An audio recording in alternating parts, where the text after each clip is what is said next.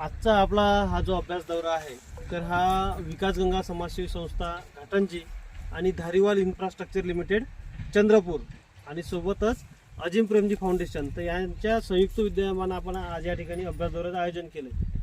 जसं की विकास गंगा संस्था तुम्हालाही माहिती आहे की 55,000 शेतकऱ्यांसोबत आजच्या तारखेला वेगवेगळ्या विषयावर काम करत आहे आणि शेतकऱ्यांसोबत काम करत असतानाचा जो अनुभव आहे की शेतकऱ्यांचा जो सगळ्यात जास्त खर्च होतो हा होतो व्यवस्थापनावर आणि त्यातही किडींचं व्यवस्थापन करणं आणि खताचं व्यवस्थापन करणं.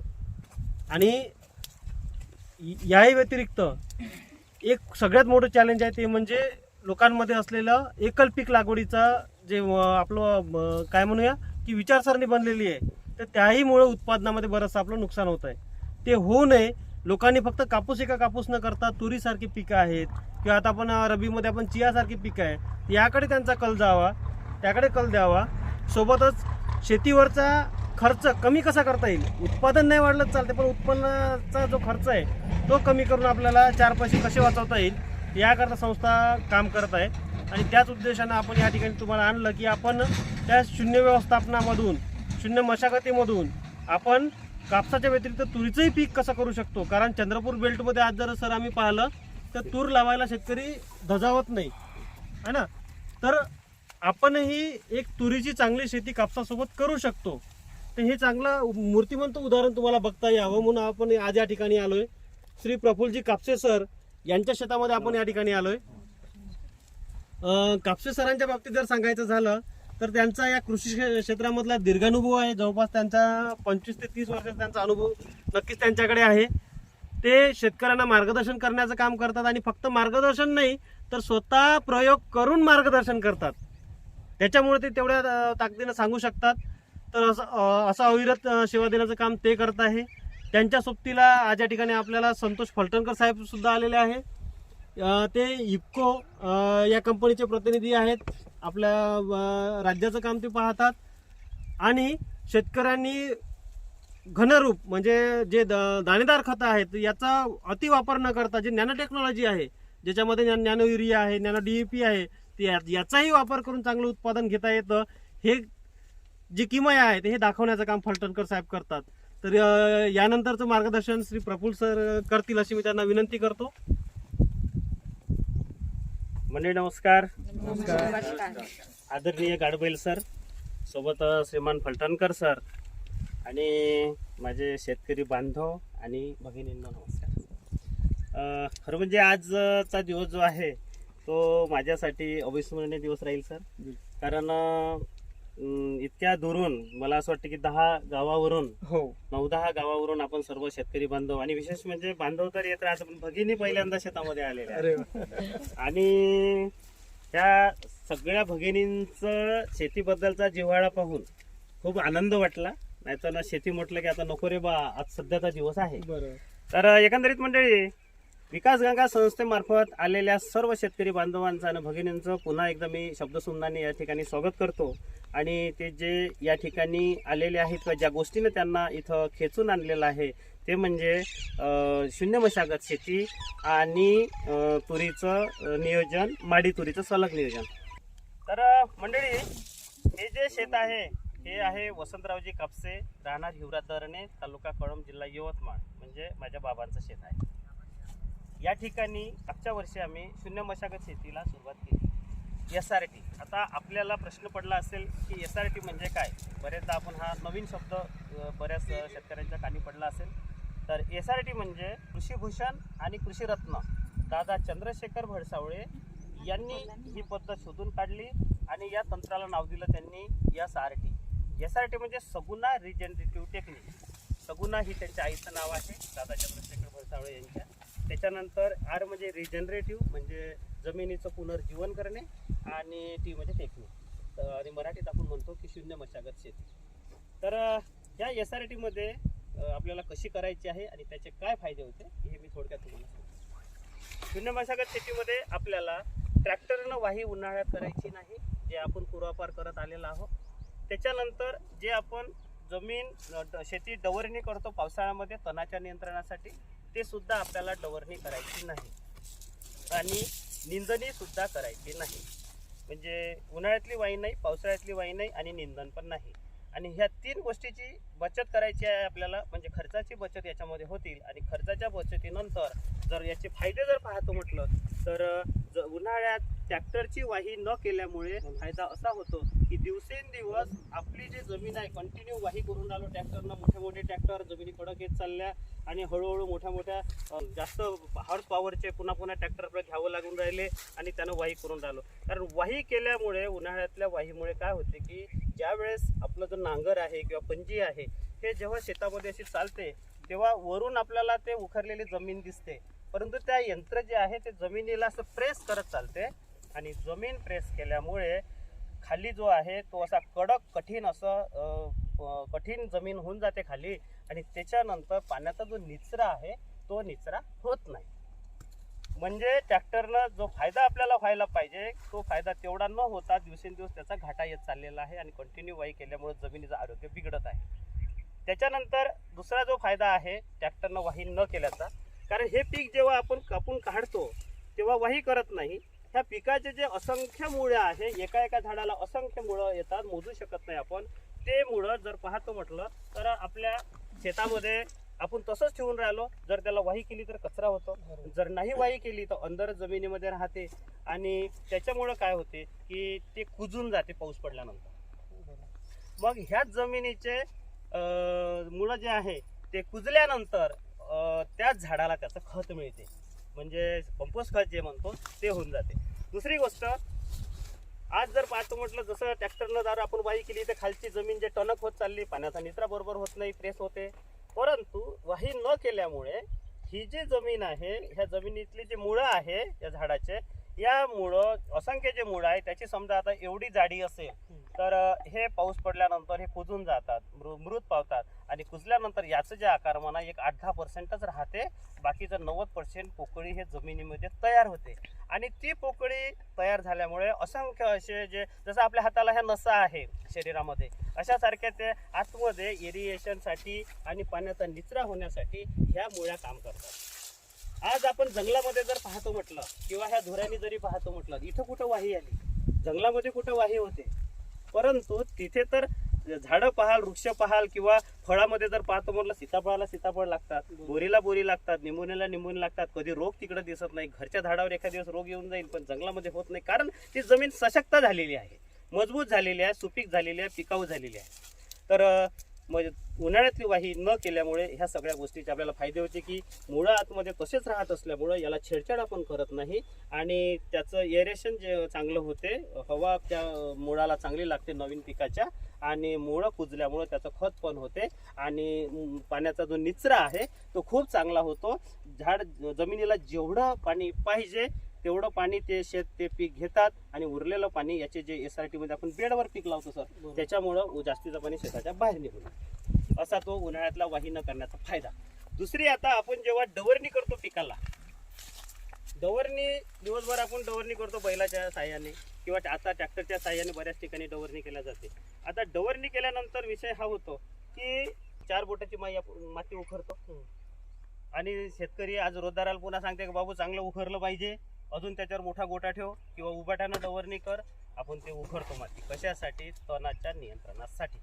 परंतु आपण हे विसरून चाललो की वाही केल्यानंतर जेव्हा वरचा पाऊस पडतो, पाऊस पडल्यानंतर त्या पाण्यासोबत उताराच्या दिशेने सर आपली माती वाहत जाते. आणि आज जर जमीन पाहतो म्हटलं तर जमिनीचा हा जवळजवळ 1.5 ते 1 फुटाचा एवढा जो थर आहे हा सुपीक आहे आणि हा सुपीक थर दरवर्षी आपण वाही करतो आणि पाणी आलं का वाहत जाते आणि जमिनीची हे दरवर्षी झीज होऊन राहिली. जर आपण हे वाही केलीच नाही तर जमिनीची झीज होणार नाही आणि पीक आपलं सशक्त राहील, जमीन सुपीक राहतील आणि उत्पादन चांगले येईल. आणि ह्याच सगळ्या गोष्टीमुळे मातीचा जो ऱ्हास होऊन राहिला, सुपीक माती वाढत चालली आणि ही जी सुपीक माती आहे हे तलावामध्ये म्हणा किंवा कुठं डोंगरदऱ्यातून तलावात जाते किंवा नदीमध्ये जाते आणि जो तलावातला जो गाळ आपण शेतीमध्ये टाकतो त्याच्यानंतर पीक सुंदर येते. म्हणजेच काय की मूळ म्हणजे जमिनीची सुपीकता टिकविणे जमिनीला जे मृत पावलेले आहे अतिरासायनिक खतं देऊ वगैरे प्रमाणापेक्षा जास्त दिल्यामुळे जमिनीचं आरोग्य बिघडत चाललेलं आहे. तर ते आरोग्य जमिनी सुधारवण्याचं, शेतीचं आरोग्य सुधारवण्याचं काम हे SRT करते. तर हे झालं वाहिनी करण्याचे फायदे. याच्यानंतर जर पाहतो म्हटलं तर SRT पद्धत आपण कशी करावी, बेड कसे घ्यावे हे एक 5 मिनिटात तुम्हाला सविस्तर सांगतो. पीक तुम्ही कोणतंही घ्या, पीक घेताना कापूस घ्या, सोयाबीन घ्या, तूर घ्या, चना घ्या, सहसा एकंदरीत जर आढावा पाहतो म्हटलं, जे काही शेतकरी बांधव बऱ्याच वर्षापासून शून्य मशागत शेती करत आहे, तर त्याच्यामध्ये बेड हे 4 फुटाचे आपल्याला करायचे आहे. आणि बेड करताना सुद्धा काळजी घ्यायची आहे, कारण प्रत्येक गोष्टीचे प्लस मायनस हे खूप महत्त्वाचे आहे. प्रत्येक गोष्ट करताना आपल्याला काळजी घ्यायची आहे. तर त्याच्यामध्ये बेड करताना बेडची जी रुंदी आहे, हे बेडची रुंदी 2 ते 2.5 फुटाची असली पाहिजे. नाहीतर बरेचदा आपल्या भागात आता तुरी वगैरे आपण बेडवर लावतो, तर बेड हा छोटा राहतो एवढा आणि नाली खूप मोठी राहते. आपल्याला नालीचं जास्त मोठीची आवश्यकता नाही, बेड मोठा पाहिजे आपल्याला, कारण पीक त्याच्यावर आपल्याला लावायचं आहे. 1 ते 1.5 फुटाची नाली येते आणि 2 ते 2.5 फुटाचा बेड घ्यायचा आहे. तर अशा पद्धतीनं बेड पाडा. मग बेड आपल्याला करायचे म्हटल्यानंतर बरेचदा काय होते की पावसाळ्यामध्ये पाऊस पडला की काही बेड किंवा पावसाळ्याच्या 8-10 दिवस अगोदर बेड होतात सर, ती चुकीचं आहे. कारण बेड करताना आपल्याला मार्च किंवा एप्रिल या 2 महिन्यातच नांगरणी वगैरे करून वाही करायची आहे. आपलं वाही झाली, रोटावेटर झालं की त्यावेळेसच बेड करायचे आहे, मार्च किंवा एप्रिल महिन्यामध्ये. ते याच्यासाठी की मार्च एप्रिलमध्ये केलेले बेड जर एवढ्या उंचीचे असेल तर जूनमध्ये लागवडीपर्यंत ते एवढे होऊन जातात. म्हणजे आपोआपच हवेद्वारे, वातावरणाद्वारे ते दबतात आणि बेड ते एकजीव झाले की मग पीक हे त्याच्यावर चांगलं येते. जर आपण वेळेवर बेड केले, आज बेड केले आणि 4 दिवसांना लावतो म्हटलं, तर काय होईल त्याच्यामध्ये की झाडाला जे कठीणपणा त्या जमिनीला बेडला न राहिल्यामुळे झाड आपलं उगवेल आणि पाणी जर गेला तर निघून झाड बरं, किंवा पाणी व्यवस्थित राहिला तर, कारण उलतात ते बेड, आणि पाणी जर व्यवस्थित राहिला तरी त्या झाडाची जी उंची, जी वाढ चांगली व्हायला पाहिजे ते होणार नाही आणि पीक लहान राहील, उत्पादनामध्ये घट येईल. म्हणून बेड करताना मार्च ते एप्रिलमध्ये आपल्याला बेड करायची आहे, ही पहिली पाहिजे. त्याच्यानंतर लागवड जेव्हा आपण करतो तर चांगले 2-3 पाणी येऊ द्यायचे, किंवा पाणी देऊन जर लागवड करायचं असेल आपल्याला तर त्याच्यासाठी पहिले पाणी देऊन द्यायचं, 8-10 दिवस तण निघू द्यायचं आणि मग टोकन यंत्रानं लागवड करायची.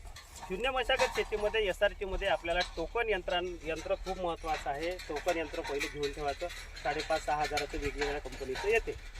ती याच्यासाठी टोकन यंत्र की हाताने जेव्हा आपण लागवड करतो त्यावेळेस मजूर खूप लागते. टोकन यंत्रानं एक व्यक्ती नाही म्हणतो म्हटलं तरी 3 ते 4 एकर टोकन करू शकते. म्हणजे त्याच्यात पैसे चालले आपले फक्त 400 रुपये रोज पकडा, 300-400 रुपये. आणि त्या 4 एकराला जर आपण लागवड करायसाठी मजूर लावतो म्हटलं तर आपल्याला मजुरी लागून राहिली 4 एकरासाठी 4 म्हणजे 20 मजूर. मग 20 मजूर गुणीला 300 रुपये रोज, म्हणजे 3 दोन्ही 6,000 रुपये आपले चालले. म्हणजे इथं 400 रुपयात काम होऊन राहिलं. दुसरी महत्त्वाची गोष्ट टोकन यंत्रामध्ये ही होऊन राहिली की हाताने जेव्हा मजूर लागवड करते त्यावेळेस पहिले काडीनं उखरते, उखरल्यानंतर त्याच्यावर बी लावते. बी टाकताना आपल्याला 2 बी टाकायचे आहे, तर ते 5-6 बी तुरीचे पडून जाते, झालं. त्याच्यानंतर काडीनंच माती ओढते. माती ओढल्यानंतर काय होते की तिथं जे कडकपणा म्हणजे प्रेस व्हायला पाहिजे, वरून माती खालच्या ओलीला ओल लागली पाहिजे याच्यासाठी. तर तसं न होता जर पाऊस जर गेला तर कुबीरून बी मरते, किंवा काही बी कोरड्यात राहते, मग नंतर पाऊस आल्यावर निघते, मग पीक तिजाऱ्या पडते, काही आता काही नंतर काही नंतर, आणि त्याच्यामध्ये डोबडाब ज्याला म्हणतो आपण चुका भरणे हे जास्त होते. ह्या टोकन यंत्रामध्ये हा फायदा होतो की हे सारख्या अंतरावर टोकन केला जाते. उलट मजुराच्या हाताने काय होते, कुठं 1 फुटावर, कुठं 1.5 वर, कुठं 2 वर पडते. त्याच्यामुळे झाडाची संख्या सायजेबल राहत नाही, तिथे सुद्धा उत्पादन कमी येते. परंतु जेव्हा आपण टोकन यंत्राने लागवड करतो त्यावेळेस बरोबर त्याचं जे एक दाता जर मधातला बंद केला तर जवळजवळ 11-11.5 इंचावर आपली एक झाड, एक फुली येते आणि तिथे त्या पद्धतीने लागवड होते. टोकन यंत्रानं बियाची खूप बचत होते. आणि त्याच्यानंतर जेव्हा हे एवढ्या अंतरामध्ये टोकन यंत्र जे आहे ते एवढ्या अंतरात खोलीमध्ये 1 इंच जाते, 1.25 इंच 1 इंच, तर ते करत आणि सारख्या अंतरावर बी पडते, सारख्या खोलीमध्ये बी पडते. त्याच्यामुळे एकाच दिवशी सगळं बी निघून येते. तो खूपच सुंदर त्याचा फायदा. फक्त एकदाच त्याचा खर्च होते, म्हणजे मजुरीची बचत, झाडाची संख्या चांगली आणि बियाण्याची सुद्धा बचत होते. लागवड केल्यानंतर समजा उदाहरणार्थ आपण तुरीचं पीक एक डोळ्यासमोर ठेवू. तूर आपण लागवड केली आणि तुम्हाला पहिलेच सांगितलं का पहिले 2-4 पाणी येऊ द्यायचे, बेड चांगले कडक होऊ द्यायचे, आणि त्याच्यानंतर बी पुढे लागवड करणे आणि त्याच्या मागे तणनाशक फवारणे. बीनाशक याच्यासाठी की जे काही आपण पीक लावतो पिकाबरोबरच तण सुद्धा निघते आणि मग ते स्पर्धा होते आणि बेडवर आपण लागवड करून राहिलो, लागवड त्याच्या तणाचं नियंत्रण करणं आपल्याला कठीण जातं. म्हणून एक काळजी घ्यायची, मजूर खूप लागते त्याला, बेड निंदायला पैसा खूप लागतो, पुन्हा आपण टेन्शनमध्ये येतो. SRT म्हणजे बगर टेन्शनची शेती असा सुद्धा एक दुसरा अर्थ आहे त्याचा वाला. 4 पैसे देणारी शेती आणि दिमागाला कमी त्रास देणारी सुद्धा शेती. आता याच्यात आपण तणनाशक समजा उदाहरणार्थ पूर्वीक लागवड केली, 7 बाय जसं इथे 3.5चे बेड केले, जनरली आपण 4चे बेड करायचे, तर 8 फुटावर एक बेड मधातला सोडून द्यायचा, त्या बेडनं तूर इकडे तूर मधातला सोडून द्यायचा. पुढच्या वर्षी ह्या बेडवर आपली तूर येतील आणि ह्या बेडवर सोडून द्यायचा. फक्त एवढंच माझी चुकी झाली, किंवा चुकी म्हणण्यापेक्षा आपण शिकत चाललो होता याच्यामधून एक गोष्ट. हा जो बेड मी तणमुक्त ठेवला असं न करता पुढच्या वर्षी काय करायचं की याच्यावर तण वाढू द्यायचं. जवळजवळ टोंगळभर तण वाढलं की त्याच्यावर ग्रास कटरनं त्याला बारीक करायचं. म्हणजे काय होतील की तो पाला तिथं पडेल, कंपोस्ट होऊन जातील आणि त्याचं खत होईल आणि पुढच्या वर्षी मग त्याच्यावर जेव्हा पीक लावू आपण तर ते सशक्त अशी जागा तयार राहील आणि त्याच्यावरचं पीक सवयीनं चांगलं येईल.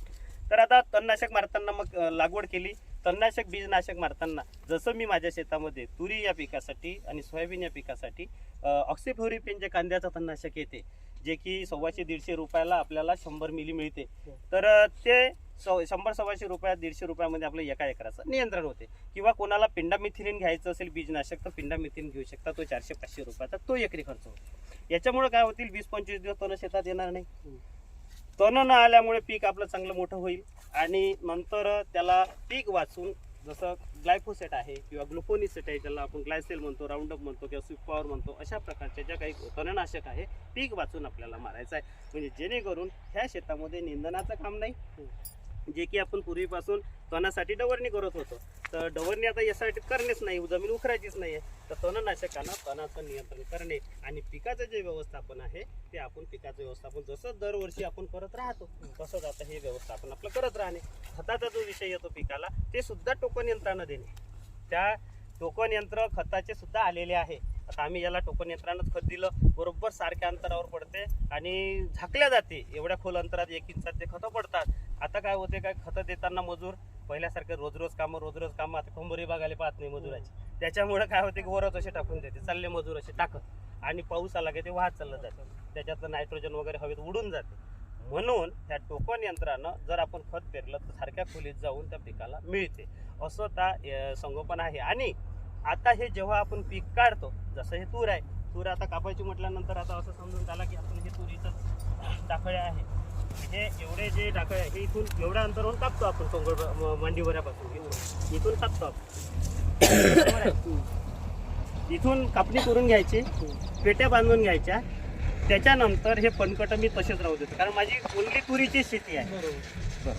तर त्याच्यानंतर कारण जिथं मला काहीच लावायचं नाही, पुढच्या वर्षी लावायचं आहे मला इथे, आणि पाऊस पडला ना उन्हाळ्यामध्ये हे जे खोडं आहे हे काऊर होऊन जातात, थोडं ठिसूळ होऊन जातात आणि पाऊस पडल्यानंतर ते कुजून जातात आणि पटकन असते असा हलक्या हाताने तुम्ही पाय जरी असा त्याला मारला तरी ते समजून त्याला ते त्याच बेडवर असं पडून जाते. म्हणजे आपल्याला जे काडी कचरा वेचायचे जे पैसे आहे ते सुद्धा वाचून राहिले. आणि ज्या शेतकऱ्यांना आता माझी सलग माडी तूर नेहमीचीच आहे, त्याच्यामुळे आता ज्या शेतकऱ्यांना सोयाबीन लावायचं असेल तर त्यांनी जे गावामध्ये लाकूड तोडणारे शेतकरी असतात, काही लोक असतात, तर त्यांच्याकडे ते ब्रश कटर वगैरे असते, तर त्यांना गुत्त देऊन दिलं का बा आपल्याला फनकटं काढायचे, ते भरभर त्या मशीननं पटपट कापत नेतात.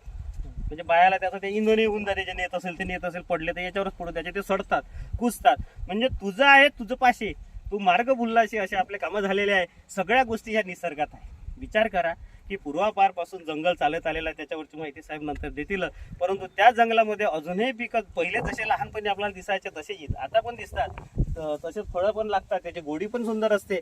परंतु आपण जे शेती करत चाललो ती याच्यामध्ये आता 10 वर्षाचा मागचा जरी इतिहास पाहतो म्हटलं तर खर्च वाढत चालले, उत्पादन कमी येत चालले. आणि अशामुळे आपण शेतकरी हे शेतीमध्ये आता नाराजीचा सूर येत चाललेला आहे. नवीन मुलं जे आहे, नवीन तरुण शेतकरी जे आहे, शेतीमध्ये कोणी इंटरेस्ट घ्यायला पाहत नाही. परंतु जर आपण हे SRT शेती आणि त्याच्यानंतर जर पाहतो म्हटलं तर व्यवस्थित चांगलं नियोजन करून जर आपण शेती केली तर जमिनीची सुपीकता वाढून आपण चांगलं उत्पादन हे घेऊ शकतो. दुसरं राहिला विषय हा तुरीचा, तर हे जे तुरीचं वाण आहे, तर हे वाण आहे आपण निवड पद्धतीनं तयार केलेलं आहे. तर हे जे वाण हे आहे हे निवड पद्धतीनं तयार केलेलं आणि याला नाव दिलं आपण 6-111. म्हणजे काहीतरी बाळ जन्माला आल्यानंतर नाव द्यावं लागते, अशासारखं याला हे 6-111 नाव दिलेलं आहे. हे झाड 2 झाडं माझ्या शेतामध्ये 4 वर्षाच्या अगोदर दिसले. बाबाजी B.Com झालेले आहेत, त्यांनी मला सांगितलं. तर माझं काही कृषी केंद्र असल्यामुळे जास्त जाणं होत नाही. असे 2 झाडं फार छान दिसते आणि ते वेगळे काढले, त्याला मल्टिप्लिकेशन दुसऱ्या वर्षी केलं आणि मग ते जेव्हा चांगलं झालं तर माझे जे काही मित्रमंडळी आहे, कारण 20 वर्ष मी कंपनीमध्ये होतो, त्या मित्रमंडळींना, ऑफिसर लोकांना महाराष्ट्रातल्या वेगवेगळ्या ठिकाणी त्यांना ट्रायल म्हणून दिलं की कसं येते आणि तिथे सगळीकडे ते चांगलं आलं. त्याच्यानंतर या वर्षी मी काही शेतकऱ्यांना ते विकलं आणि त्यांना सुद्धा अतिशय सुंदर रिझल्ट आलेले आहे.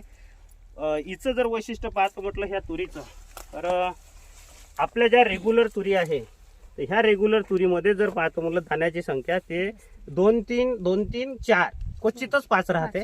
पण याच्यामध्ये तुम्ही प्रत्येक शेंगा पहा, इथं तुम्हाला 60 ते 70% शेंगा ह्या 5 दाण्याच्या दिसेल आणि 10% जे शेंगा आहे त्या 6 दाण्याच्या सुद्धा तुम्हाला कुठं कुठं दिसेल. ती एक बाजू. दुसरी जर पाहतो म्हटलं या वाणाचं, तर याची जी काडी आहे ही जे म्हणजे काय म्हणते त्याला, शेवऱ्याची काडी, ही जाड आहे. ही शेवऱ्याची काडी बघा, ही शेवऱ्याची काडी बघा, ही अशी जाड आहे आणि ही जाड असल्यामुळं ताकद झाडाला राहते. तिसरी गोष्ट जर पाहतो म्हटलं वैशिष्ट्य या 6-111 वाणाचं, तर हे जे पान आहे हे पान जाड आणि रुंद आणि लांब आहे आणि याचा डार्क हिरवा कलर आहे, काळसर. त्याच्यामुळे काय होते की वनस्पती प्रकाश संचलनाच्या क्रियेद्वारे स्वतःचं अन्न स्वतः तयार करते. तर त्याच्यात हे अन्न जास्त तयार करत असल्यामुळं वातावरणामध्ये बदल झाले, ढगाळ वातावरण आलं, धुयार पडली, काही झालं तरी हे पिकं तेवढं बळी पडत नाही. एकंदरीत जर पाहतो म्हटलं तर ह्या आणि कोणतेही जरी आता आपण हे इथे जरी पाहतो म्हटलं तर हे इथे बघा तुम्हाला असं भरपूर लाग दिसेल.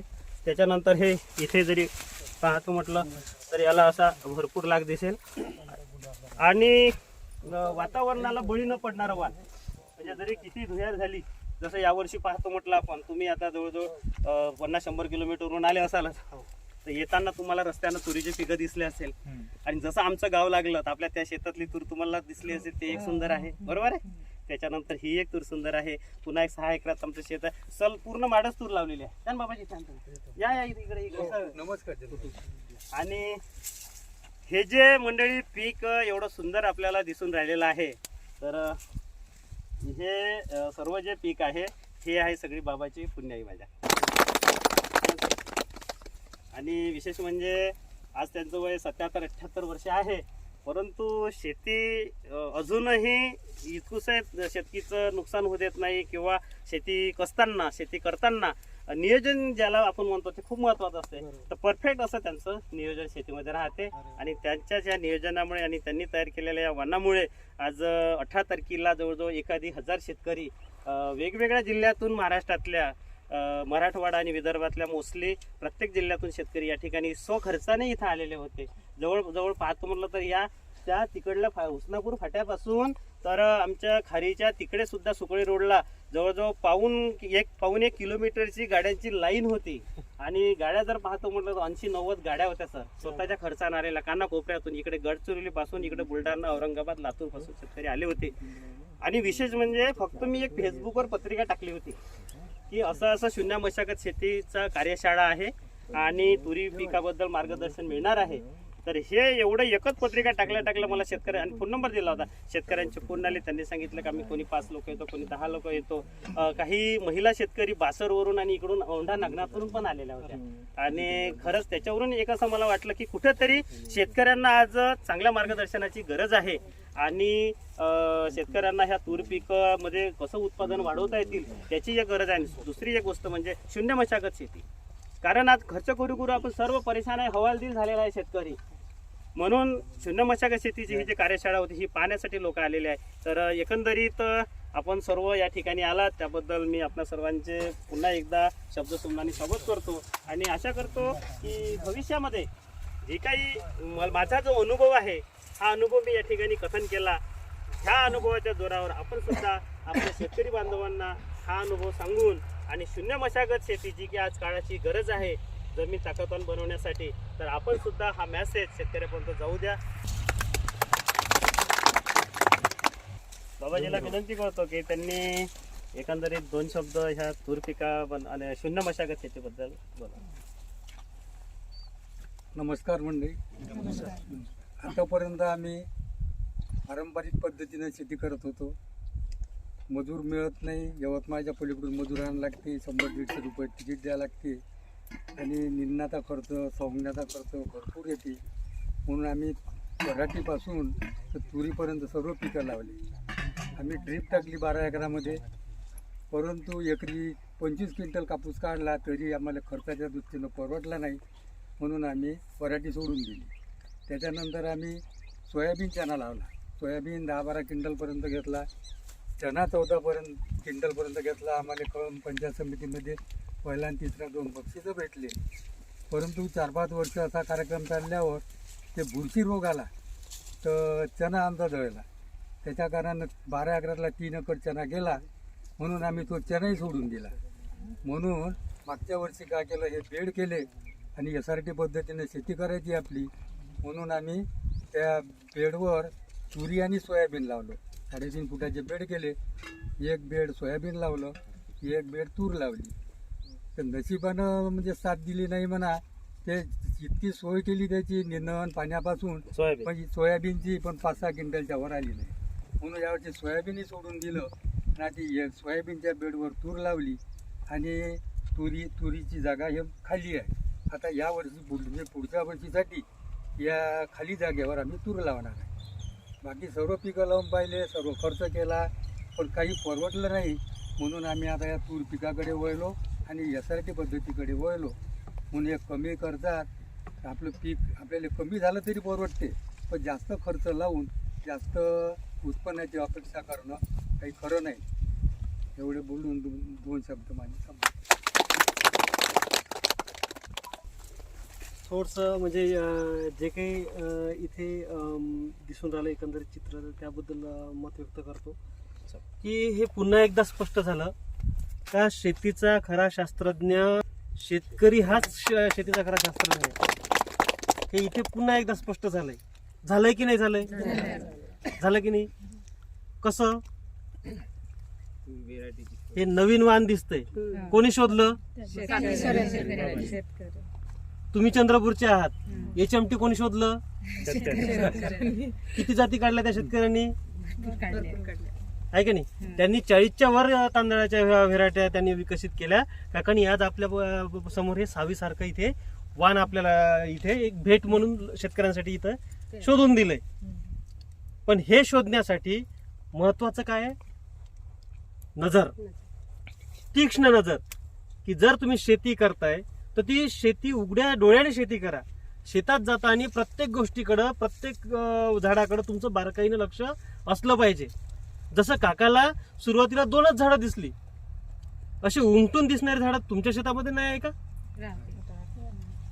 पण आपण कधी त्याच्याकडे बघतो?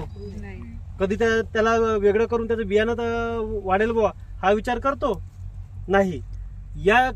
आणि याच्यामुळे काय होत आहे का जे आपले चांगले चांगले वाण आहे हे आपल्या हातातून निसटून चालले. आणि या संदर्भात सर आम्ही प्रबोधन करण्याचं काम आम्ही आता कालपर्यंत केलं आणि पुढं पण करणार आहोत. कृषी कीर्तनाच्या माध्यमातून जो आता तुमचा सण सुरू आहे, कशाचा? संक्रांतीचा. वाण वाटायचा. टिकल्या वाटून राहिल्या, कोणी प्लेटा वाटून राहिल्या, कोणी हे वाटून राहिल्या. तो सण त्याचा नाहीच, हे आमचे कीर्तनकार महाराज सांगतात. त्यांचं म्हणणं काय की हा हिंदू धर्माचा सण आहे आणि त्यावेळेसचे लोक काय करायचे की याच महिन्यामध्ये अशा चांगल्या वाणाचा शोध घ्यायचे. ही चांगले वाण असे आपल्याकडे याचं बियाणं जमा करून ठेवायचे. यांच्याकडे तुरीचं आहे, यांच्याकडं चण्याचं असेल, यांच्याकडे गव्हाचं असेल आणि ते वाण एकमेकीला द्यायचे शेतकऱ्यांच्या घरच्या बाया. तो वाणाचा सण होता. त्याच्यावर नाव वाण पडलं. Yes sir. कोणता वाण? 6वी एकचक्र वाण जसं आहे असं सर आहे की नाही? तर असं वाण प्रत्येकाने शोधून काढून त्याची जोपासना करणं आवश्यक आहे. आणि त्याचं असंच वाण काकांनी शोधून काढलं. याकरता मी काकांना पुन्हा एकदा शतशः नमन करतो की त्यांनी एवढं चांगलं वाण शोधून काढलं आणि शेतकऱ्यांना अमूल्य अशी भेट दिली. याच नजरेतून, याच तीक्ष्ण नजरेतून काकांनी ती 2 झाडं हेरली आणि त्या 2 झाडापासनं आज एक अतिउत्तम वाण तयार केलंय, बियाणं त्यांच्याकडे तयार केलंय आणि याचं नाव ठेवलं या 6वी 111. आणि हेच वाण ज्या वडिलांनी शोधून काढलं तर त्यांचंच कार्य पुढे अविरत सुरू ठेवण्यासाठी त्यांचे सुपुत्र श्री प्रफुल्लजी कापसे साहेब एक मूर्तिमंत उदाहरण की पुत्र कैसा असावा, की जे वडिलांनी काम केलं त्याच्या पुढचं काम ते आज करत आहे. जास्तीत जास्त शेतकऱ्यांपर्यंत हे वाण पोहोचवण्याचा त्यांचा मानस आहे. आज परराज्य म्हणजे वेगवेगळ्या राज्यामधले लोक, वेगवेगळ्या जिल्ह्यामधले लोक या ठिकाणी येत आहे. बरेचदा शेतकऱ्यांची मानसिकता काय असते, आत्ताच फलटणकर साहेबांनी सांगितलं की आम्ही तुम्हाला एक चांगला डिकॉम्पोजर देणार आहे आणि तिथे तुमचं 6 महिन्यामध्ये त्याची चहापत्तीची पावडर होऊन जाईल, देणार आहे. आपण ते करणार आहोत, पण शेजारच्याला सांगणार आहोत का? क्या बात. टाळ्या वाजवा. है ना? ठेवतो की नाही? उलट त्याचं लेबल काढून ठेवून का तिला दिसलं नाही पाहिजे. ही मानसिकता आहे सर. काकांनी शोधून काढलं, मग ही लपून ठेवायला काय हरकत होती? जाऊ द्या ना, आपणच एकटं मोठं होऊ, आहे का नाही? मस्त गावातनी मोठा वाडा बांधू, करता आलं असतं. शेतकऱ्यांची मानसिकता तीच असते. लोकांना सांगायचं नाही, शेजारच्या धुऱ्या पलीकडे जाऊ द्यायचं नाही, ते बदलावं लागेल. आज तो विचार तुम्ही मोठा विचार केला, खरंच तुमचं खूप खूप आभार. नाही तर स्वतःसाठी करणारे शेतकरी पाहिले, पण शेतकऱ्यांसाठी कोण करू शकतं? तर एक शेतकऱ्यांमधलाच आपला एक मित्र, आपला भाऊ ते करू शकतो आणि ते काम आज ते करताय. तर पुन्हा एकदा मी संस्थेच्या वतीनं तुमचे सगळ्यांचे आभार मानतो, धन्यवाद मानतो. पुढे जाऊ असं तुम्हाला विनंती करतो. ठीक आहे. आणि